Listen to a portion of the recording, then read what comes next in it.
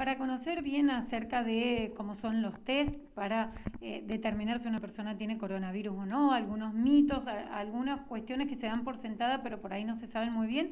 Hemos venido a visitar a Diego Martín, él es el presidente de la Asociación Bioquímica de acá de San Rafael, por supuesto que es bioquímico, y bueno, en principio gracias Diego por recibirnos. Y bueno, a ver, diferenciemos qué es un PCR y qué es un test de antígenos. Bueno, tenemos, como vos decís, los dos son determinaciones para el diagnóstico. Las dos test sirven para diagnosticar la enfermedad. La PCR, famosa PCR, que todo el mundo ahora habla de la PCR, PCR lo que hace es la determinación del genoma viral. Es una técnica de biología molecular que se usa para determinar el genoma viral. ¿Qué quiere decir esto? El virus tiene una estructura que es como la pelotita, en el interior tiene el genoma viral y afuera tiene proteínas. El antígeno son las proteínas del virus y la PCR el genoma. La diferencia es que el antígeno tiene menor sensibilidad porque necesita mayor concentración para encontrarse, y la PCR lo que hace es, cuando hay poquita muestra, o sea, poco genoma, multiplica eso para detectarlo. Entonces tiene mayor sensibilidad. En procesos, ahora que estamos viviendo, en procesos asintomáticos, siempre es mejor la PCR, es la gold estándar, la técnica que se usa para diagnosticar. En procesos con síntomas, del primero al séptimo día más o menos, el test de antígeno es valedero, positivo es valedero. Pero si da negativo, debemos corroborar con una PCR, que es la técnica gold estándar.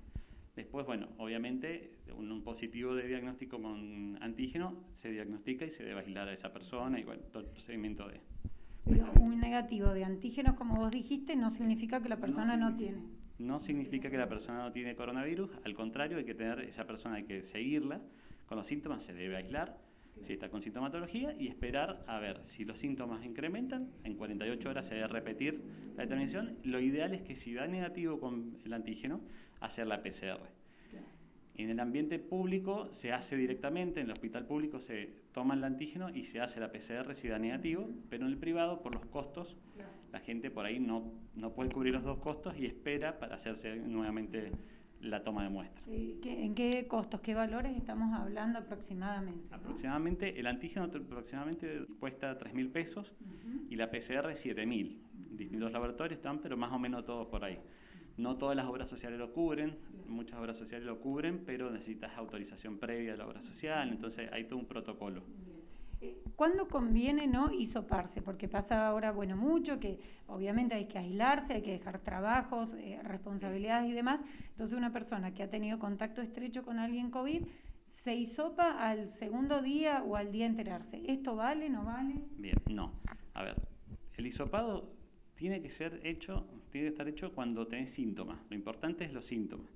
Cuando vos tenés un contacto estrecho, debes aislarte y hisoparte cuando tenés síntomas, porque vos podés estar incubando el virus y te va a dar negativo.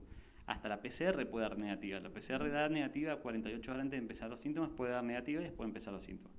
Entonces, por eso es importante, primero la definición de contacto estrecho, que haya sido realmente un contacto estrecho, y después esperar la sintomatología. Aislarse como pide el gobierno y como pide todos los protocolos que existen en los distintos ministerios de salud, tanto nacional como provincial, es el aislamiento obligatorio.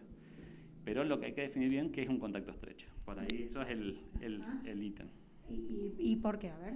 Porque mucha gente piensa que un contacto estrecho es estar 10 minutos con una persona que ha sido positiva, pero si los dos están con barbijo en un ambiente abierto, esa persona no tiene riesgo, o sea, el riesgo es menor. En cambio, ambiente cerrado, sin barbijo, con una conversación de alta duración, con gritos o con alguna... Sobre todo la exposición, exacto, sobre todo la exposición de los fluidos de la boca, que sería lo elemental. Y los lugares cerrados sin ventilación. Eso es fundamental, no compartir en ese momento con la persona. ¿Qué sintomatologías han notado en este último tiempo? Porque bueno, se habla desde la medicina que han cambiado mucho, ¿no? Ya llevamos un año de virus y obviamente va mutando.